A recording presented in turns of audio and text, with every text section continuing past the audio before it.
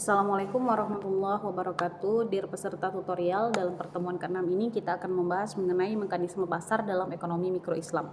Kegiatan belajar yang akan dijelaskan adalah pasar dan mekanisme pasar, pasar perspektif ekonomi Islam, dan peran pelaku pasar dalam mekanisme pasar.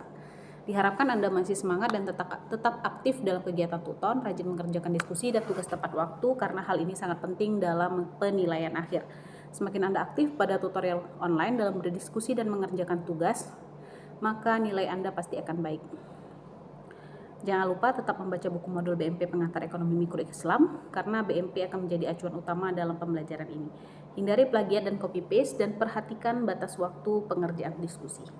Capaian pembelajaran umum, Anda mampu menjelaskan mekanisme pasar dalam ekonomi mikro Islam, sedangkan capaian pembelajaran khusus adalah Anda diharapkan dapat menjelaskan tentang pengertian pasar dan mekanisme pasar, konsep harga dalam pandangan Islam, keseimbangan pasar, pasar pada masa Rasulullah SAW, ekonomi Islam 3 sektor, peran rumah tangga dan implementasi dalam ekonomi Islam, peran perusahaan dan implementasi dalam ekonomi Islam, serta peran pemerintah dan implementasi dalam ekonomi Islam. Pasar tidak hanya diartikan sebagai tempat berinteraksi secara langsung antara penjual dan pembeli, namun transaksi jual beli juga dapat dilakukan tanpa adanya interaksi secara langsung. Mekanisme pasar adalah cara bekerjanya pertemuan antara pembeli dan penjual, yang hasil pertemuan tersebut menghasilkan kesepakatan tentang harga dan kuantitas barang. Transaksi ekonomi di pasar bekerja berdasarkan mekanisme harga. Agar transaksi memberikan keadilan bagi seluruh pelakunya, maka harga juga harus mencerminkan keadilan.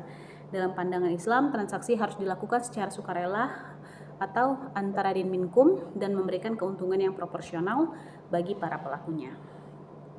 Konsep harga yang adil telah dikenalkan oleh Rasulullah SAW yang kemudian banyak menjadi bahasan para ulama di masa kemudian.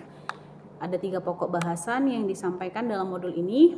Kegiatan belajar 1 akan dibahas pasar dan mekanisme pasar, sedangkan pada kegiatan belajar 2 akan dibahas mengenai pasar perspektif ekonomi Islam. Kegiatan belajar 3 akan dibahas peran pelaku pasar dalam mekanisme pasar.